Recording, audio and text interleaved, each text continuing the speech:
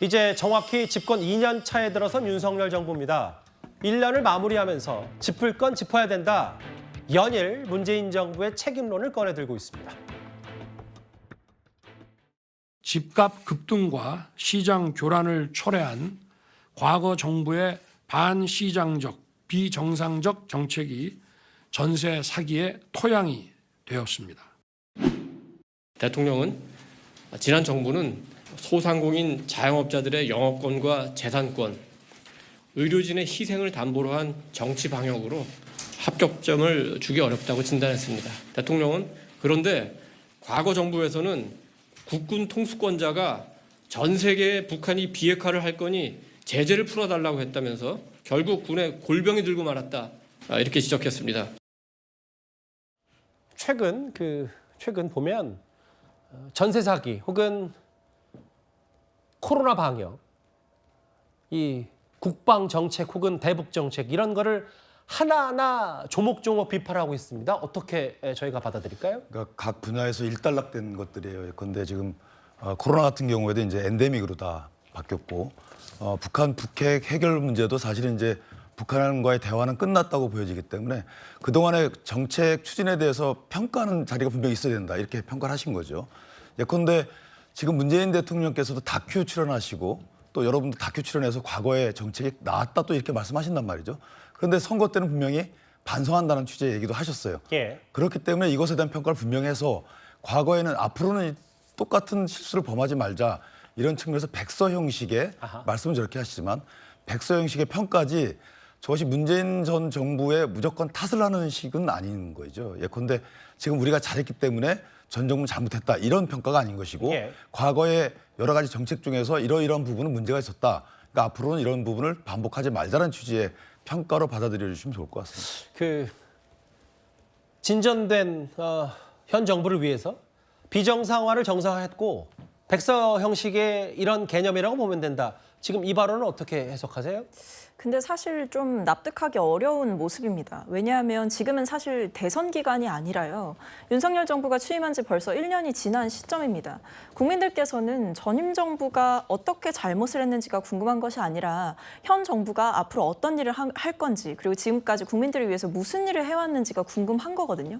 근데 여기서 구태여 전임 정부를 언급하고 또는 전임 정부를 노골적으로 폄훼하려는 듯한 모습이 보여진다면 오히려 이것은 현재의 대통령실을 띄우려는 의도와는 정반대로 오히려 대통령실이 전임 문재인 정부에게 콤플렉스가 있어 보인다라는 인상을 주기에 충분하다고 생각합니다. 저는 평가는 국민들이 하시는 거라고 생각하고요. 대선의 결과 역시도 일종의 평가였다고 생각을 합니다. 예. 그렇다고 한다면 윤석열 정부는 더 이상 전임 정부를 끌어들이고 전임 정부의 뭔가 실정을 드러내려고 노력하는 것이 아니라 지금 정부가 무엇을 잘하고 있는지 앞으로 어떻게 할 것인지 이런 부분들을 좀 더 이야기하는 것이 더 필요하고 적합한 자세가 아닌가 생각합니다. 그런데 전임 정부와 관련된 얘기가 오늘 또 하나 있습니다. 지금의 한국전력의 적자 문제도 결국 과거 정부가 전기료를 제때 안 올려서 벌어진 일이라는 게 지금 집권 여당의 생각인데 오늘 한전이 자구책을 내놨습니다.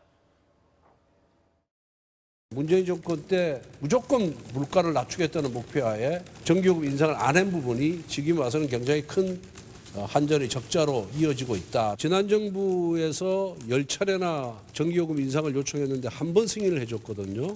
그러다 보니까 한전 적자가 누적이 돼서 30조 원에 가까이 이렇게 이르렀고 요금 인상을 요구하기에 앞서 자구 노력이 국민 눈높이에 맞는지 스스로에 물어봐야 할 것입니다.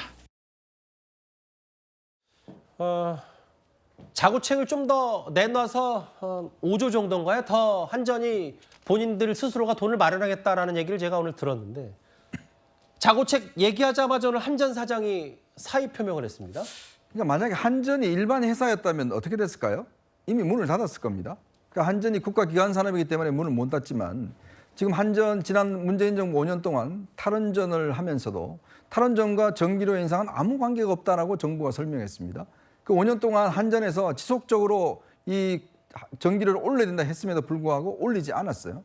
그리고 또 이 우크라이나 전쟁이 일어나면서 이 우리가 LNG를 아주 고가에 수입했지 않습니까? 그게 정말 천문학적인 적자가 쌓였죠. 자, 그런 상황에서 또 한전 에너지 공대를 또 만들었습니다. 거기다가 지금 1년에 한 1,800억 정도 지금 돈이 들어가고 있잖아요. 그러니까 뭐 예를 들어서 이 정말 뭐 요즘 대학들이 다 문을 닫는데도 불구하고 새로운 대학교를 만들었습니다. 그것도 한전의 돈으로. 자, 그렇다면 우선 국민들이 고통 감내해야죠. 왜냐하면 국민들이 이 전기료를 우리나라가 세계적으로 굉장히 싸게 쓰고 있습니다. 그리고 이거를 조금씩 올리면 괜찮은데 한꺼번에 올릴 수는 없는 거 아니겠습니까? 예. 국민들도 고통 분담을 해야 되는데 그 전에 그렇다면 한전은 무슨 고통 분담을 할 거냐 그걸 묻는 거예요.